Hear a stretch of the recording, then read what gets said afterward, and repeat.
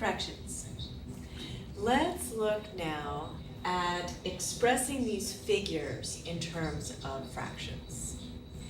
Now, as I said in the last slide, one of the things you've got to be really careful about is you've got to understand completely what your whole is, which is going to be represented by your denominator. So I have two sets of figures here, and let's start with this one.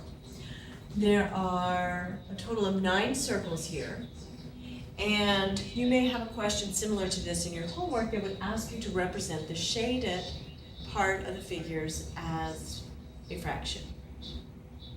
So my whole is going to be 9, and I have 1, 2, 3, 4, 5 of the circles shaded.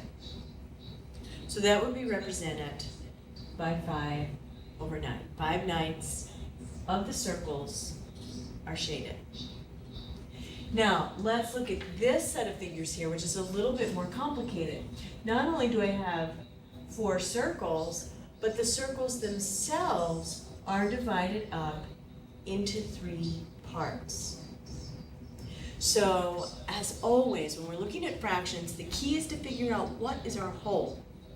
Is it one of these 4 circles, or is it the thirds that they're divided into? And it is actually the third that they are divided into. If you have individual shapes that are further divided than what we're looking at as the whole would be the 3/3 that make this up, or the 3 parts that this is divided into. So it's a little confusing because we could look at these figures in terms of each circle being a whole, but because each circle is divided, what we're looking at instead is the divisions inside the circle. So each circle is a whole, and it's divided into 3 parts. So it's no small thing to figure out what your whole is going to be, what you're comparing everything to be. If you're given figures like this that are not divided into smaller increments, then each individual shape is going to represent a whole. So there's 9 total, so 9 is what goes in the denominator.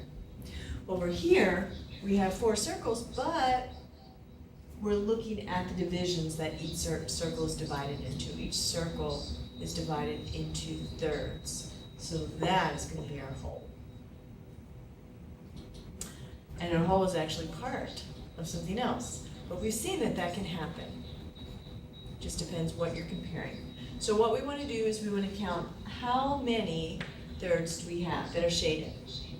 1, 2, 3, 4, 5, 6, 7, 8, 9, 10. This, of course, would be an improper fraction. Now, it's not necessarily incorrect. You have to be very, very careful about what the directions ask you to do. If they ask you to express your answer as a fraction, then this would be the correct way to answer this question. Now, many times they may ask you to express an answer as a mixed number. What a mixed number is,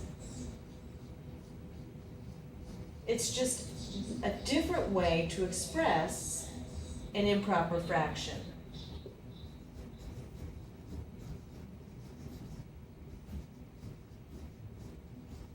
A mixed number, what makes it mixed? Well, there's a whole number part, and then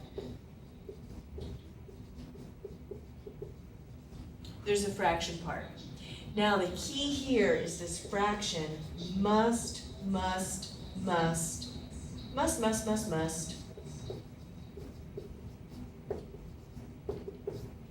be a proper fraction.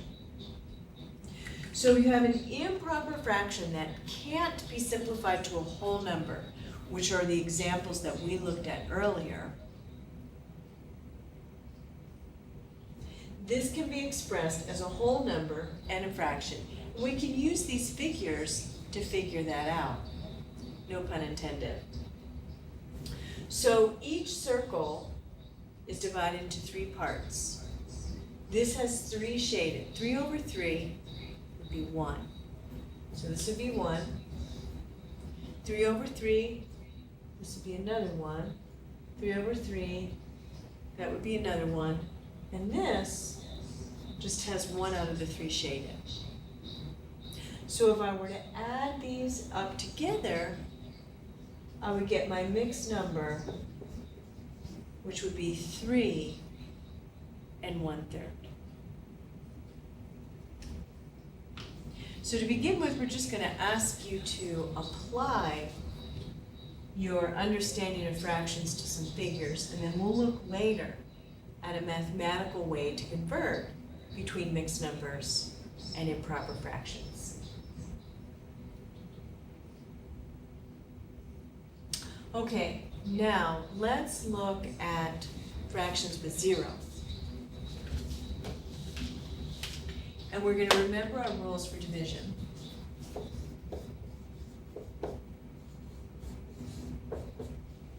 You may be given a problem where you're asked to simplify this fraction, 0 over 3, or this fraction, 3 over 0. The way to answer this correctly is to remember your rules for division. Remember, this fraction bar actually means division. And the rules for division are the quotient multiplied by the divisor gives you the dividend. So what times 3 would give us 0? And the answer is 0. 0 times 3 does equal 0.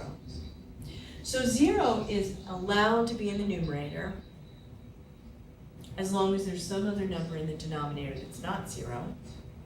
And then the answer will always be 0. This will always simplify back to 0.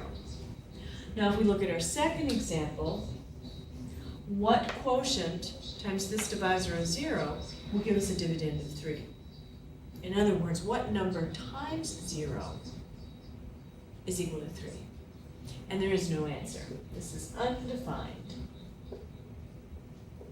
So if you were to put this into your calculator, 3 divided by 0, an error message would come up.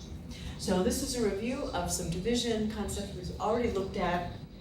And mixed number is a new vocab word, but we're going to use some visuals to help it click before we go any further.